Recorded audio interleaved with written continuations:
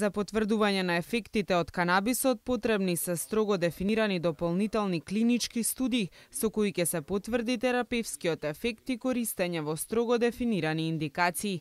Медикаментите на база на канабис за сега даваат резултати само во симптоматската терапија.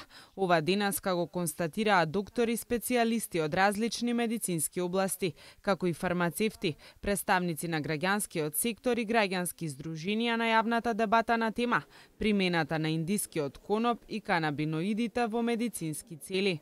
Министерот за здравство на отворањето на дебатата, а во контекст на употребата на канабисот во Европа, информира дека минатиот месец вкупно 13 земји од Европската Унија овозможиле употреба на канабисот во медицински цели. Тие се Чешка, Финска, Романија, Италија, Шпанија, Холандија, Франција, Австрија, Португалија, Германија, Англија, Словенија и Хрватска. Секоја од наведените земји е потписничка на единствената конвенција на Обединетите нации за опојни дроги од 1961 година, Конвенцијата на Обединетите нации за психотропни супстанции од 1971 година, Конвенцијата на Обединетите нации против недозволен промет на и психотропни супстанции од 1988 година. Воедно на овие конвенции е потписничка и Република Македонија. Тодоров го поздрави присуството на доктори специјалисти од различни медицински области, кое, како што рече, ќе овозможи од повеќе различни аспекти да се согледаат можните бенефити и ризиците од примената на индискиот коноп и канабиноидите во медицински цели. Доктор Крстевски од Центарот за превенција и третман на зависници од дрога при градската општа болница 8 септември истакна дека пред се потребно е да се направи разлика меѓу корисниците на дрога кои употребуваат канабис и лицата кои го користат за лекување. Потенцира дека иницијативата за употреба на канабисот не произлегува од корисниците на дрога, туку од пациентите. Од канабис оил нема да имаме зависници.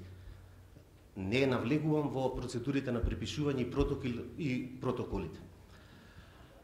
Искрено кажано, тешко соочувајќи се со проблемот на употреба на дрога и во јавното здравство, веројатно и во приватните ординации, ние не сме станале попустливи и не сме ги измениле нашите правила да канабисот не го перцепираме како психоактивна супстанца.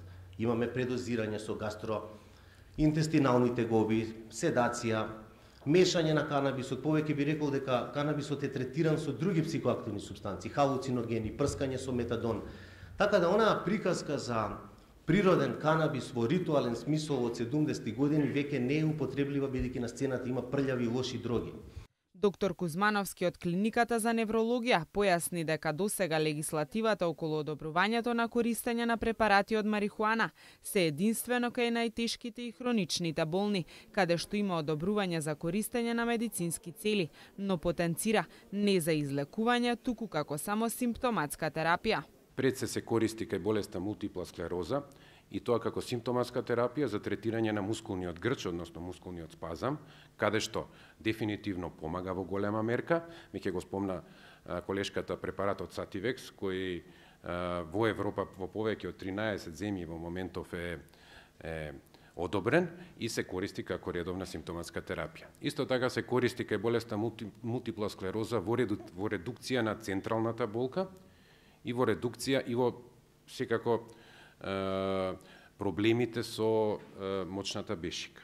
Значи, тоа се единствените три симптоми кај кои помага медицинската марихуана.